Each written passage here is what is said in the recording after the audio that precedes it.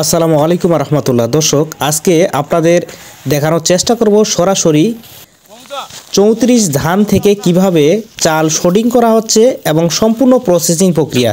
তো আজকে বাজারজাতকরণ থেকে শুরু করে কিভাবে চাল শোডার করা হয়, কিভাবে ধান থেকে চাল তৈরি করা হয়, সেটাই সম্পূর্ণ প্রসেসিং ভিডিও দেখানোর চেষ্টা করব। তো আপনাদের যাদের অরিজিনাল ফ্রেশ যুক্ত কেমিক্যাল মুক্ত চিনিগুড়া চাল লাগবে, আমাদের সঙ্গে যোগাযোগ করবেন। ব্রি 34 জিরা অরিজিনাল আমরা সারা বাংলাদেশে কুরিয়ার যোগে এবং যার যত গাড়ি লাগে আমরা দিতে পারবো। দর্শক, স্ক্রিনে মোবাইল নাম্বার থাকবে, স্ক্রিনে মোবাইল নাম্বারে আপনারা যোগাযোগ করে নিতে পারেন।